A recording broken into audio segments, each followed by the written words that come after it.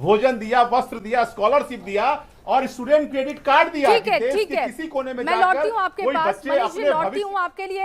ये अच्छी खबर है एग्जिट पोल के हिसाब से, लेकिन जो तमाम आंकड़े आ रहे हैं वो भी हम अपने दर्शकों के सामने रखने जा रहे हैं। ये देखिए 243 सीटों के लिए जो फिगर है, एग्जिट पोल जो कह रहा है वो आंकड़ा है, और इसके मुताबिक एनडीए को 140 से 150, महागठबंधन 85 से 95। पीके के लिए अच्छी खबर नहीं है, 0 से लेकर 5 सीटें और अदर्स के लिए 5 से 10, कुछ इस तरीके के आंकड़े एग्जिट पोल बता रहे हैं। लेकिन लगातार हम आपसे कह रहे हैं कि 14 तारीख का इंतजार करना होगा, लेकिन पोल्स ऑफ पोल्स हमारे आंकड़े एनडीए के पक्ष में बहुमत देते हुए दिख रहे हैं। शुभे वाकई, और लगातार अलग अलग तरीके से हम आपको दिखा रहे हैं। देखिए, हम जीतन राम मांझी की पार्टी की बात कर ले 0 से 5, चिराग पासवान की पार्टी 10 से 15, उपेंद्र कुशवाहा की पार्टी 0 से 5, और इधर जेडीयू की बात करें तो 60 से 70, 55 से 65। तो ये आंकड़े जो दिखा रहे हैं उसमें आप देखिए, जेडीयू जनता दल यूनाइटेड नीतीश कुमार की पार्टी सबसे बड़ी पार्टी इस चुनाव में उभर कर हो सकती है,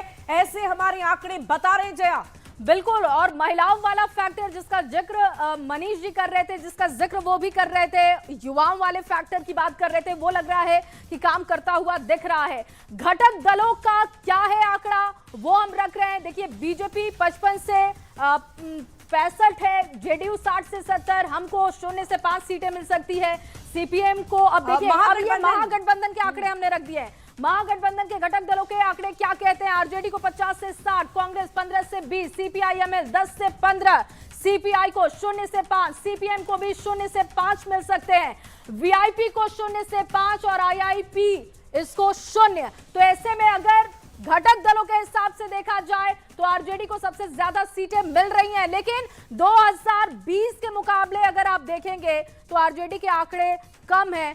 लगातार हम बात भी कर रहे हैं, संजय जी का रुख करूंगी मैं। संजय जी, ये जो घटक दलों के आंकड़े दिखा रहे हैं, चाहे वो एनडीए घटक दल हो या फिर महागठबंधन की बात करें, ये जो आंकड़े हैं घटक दलों के लिए एग्जिट पोल बता रहा है, उस पर आपका रिएक्शन क्या है?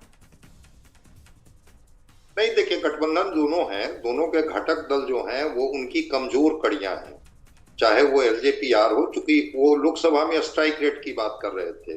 तो अगर 29 सीटें उनको मिली है और अगर वो 10 भी जीत जाते हैं, हालांकि इसको मैं एग्जैक्ट नहीं मानता हूं, तो मैं मानता हूं चूंकि हम लोग भी जमीन पर चीजों को सेंस करते हैं कि वो उनकी कितनी सीटें आ रही है। जहां तक ये जो उनके साथ हम है, हम का ये जो आंकड़ा है उसको लेकर के भी है, और उनके साथ जो आरएलएम है जो 6 सीटों पर लड़ रहे हैं, 1 सीट दिखा रहे हैं, तो घटक दलों में एनडीए में भी घटक दल उनकी कमजोर कड़ी है। यहाँ भी इंडिया गठबंधन में भी अगर हम लोग आ जाते हैं तो वो जो पाल समाज पार्टी आईपी गुप्ता जब गांधी मैदान में जब भीड़ हुई थी तो लगा कि बिल्कुल अलग तस्वीर होगी, 3 सीटें उनको दी गई थी, 0 पर वो दिख रहे हैं। कांग्रेस, हालांकि अभी कहा जा रहा है कि कांग्रेस ने बहुत अधिक होगी न कम होगी, लेकिन कांग्रेस में मानता हूं कि कमजोर कड़ी साबित होगी।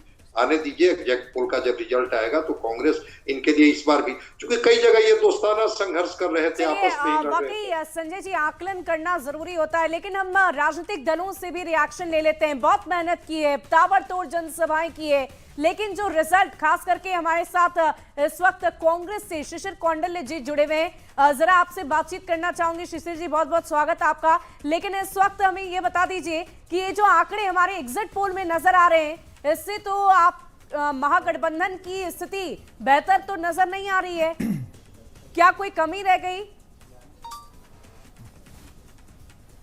और देखिए, दरअसल क्या है कि अभी हम लोग एग्जिट पोल देख रहे थे और लगभग 2015 से, उससे पहले की बात तो मैं नहीं करता, 2015 से लगातार एग्जिट पोल मैं देख रहा हूं, उस पर हमारी नज़र है। और आपको भी शायद पता होगा कि 2015 का एग्जिट पोल फेल किया, 2019 का एग्जिट पोल फेल किया, 2024 का एग्जिट पोल फेल किया, लेकिन और इस बार यहाँ पर मैं आपको बताऊं कि जो आपका एग्जिट पोल है, एग्जिट पोल दिखाता है वो सत्य ही साबित होता है। पिछली दफा भी महागठबंधन की सरकार बनते हुए हर न्यूज चैनल पर दिखाया गया था, लेकिन न्यूज 18 ने एनडीए की सरकार बनती दिखाया था और वही रिजल्ट भी साबित हुआ था। सर देखिए, दरअसल क्या है कि कौन से ज्योतिष प्रेडिक्शन करते हैं वो मुझे नहीं पता, कहाँ से बूथ पे बानगी निकालते हैं ये भी हमें नहीं पता। लेकिन मैं इतना बता दूं आपको, और मैं कॉन्फिडेंटली बता रहा हूं, आज भी मैं वोट देकर के आ रहा हूं अपने क्षेत्र से, और जनता इस बार बदलाव के मूड में है।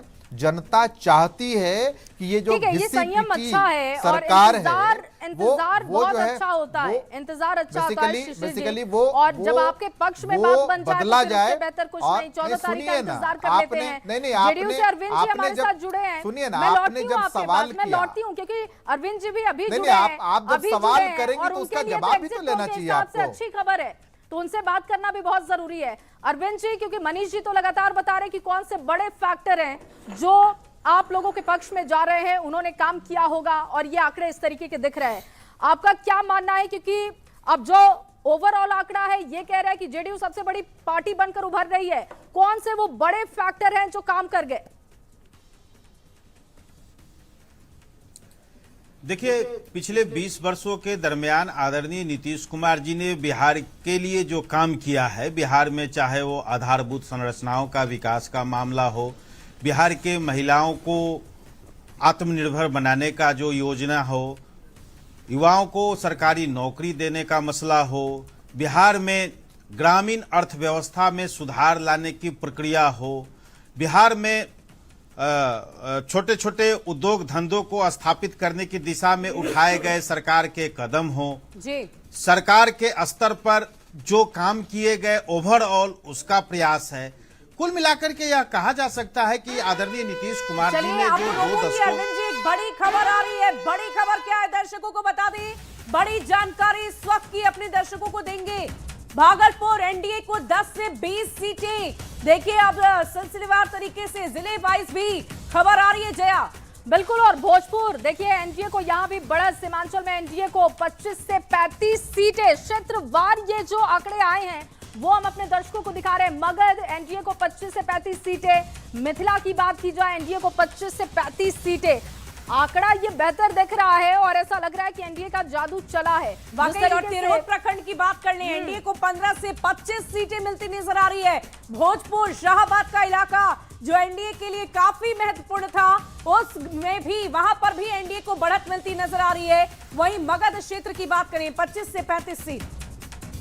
बिल्कुल, लगातार ये सीटें दिखा रहे हैं और क्षेत्रवार आप देख रहे हैं। मिथिला एनडीए को 25 से 35 है, और भोजपुर की बात करें वहां पर भी एनडीए के पक्ष में माहौल दिख रहा है। वाकई अभिरंजन जी, लगातार आप हमारे साथ जुड़े हुए वरिष्ठ पत्रकार हैं। सबसे पहले तो सिलसिलेवार ढंग से हम जिलेवार तरीके से चर्चा करेंगे ही, लेकिन अगर राष्ट्रीय जनता दल की बात करें, तेजस्वी यादव ने बहुत कड़ी मेहनत की है, इससे तो कोई दो राय नहीं है। इसमें 189 रैलियां बहुत बड़ी बात होती है। लगातार जनता के बीच वो जाते रहे, तो आखिर कहां पीछे रह गए? क्यों जनता उन पर भरोसा नहीं कर पा रही होगी, या जो ये एग्जिट पोल के आंकड़े हैं वो उनके पक्ष में जाते नजर नहीं आ रहे होंगे? क्या फैक्टर्स हो सकते हैं?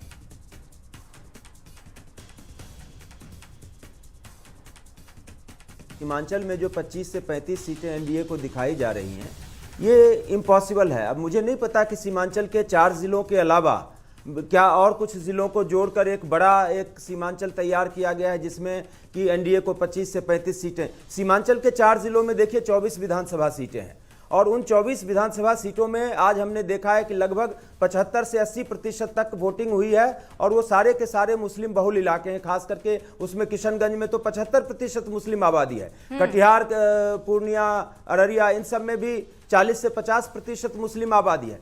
तो सीमांचल में ये पॉसिबल नहीं है कि एनडीए को 25 से 35 सीटें मिल जाए। मुझे लगता है या तो कोई टाइपो एरर हुआ है जिसको आप एक बार क्रॉस चेक करवा लें, या फिर अगर इस तरह का है तो मुझे लगता है कि इसमें सीमांचल का आकार इन्होंने शायद बढ़ा दिया है, कुछ और जिलों को उसमें शामिल कर दिया है। अब जहां तक राष्ट्रीय जनता दल की देखिए बात आती है, उसमें राष्ट्रीय जनता दल में मैंने एक चीज कही कि इनके जो वोटर्स हैं वो बड़े अग्रेसिव और बड़े कमिटेड हैं। ठीक है, इस बीच एक और बड़ी खबर आ रही है, वो बड़ी खबर अपने दर्शकों को देते हैं। देखिए क्षेत्रवार आंकड़े क्या हैं वो हम अपने दर्शकों को दिखा रहे हैं, और ये बड़ी जानकारी मिल रही है। क्षेत्रवार रख रहे हैं, देखिए आंकड़े।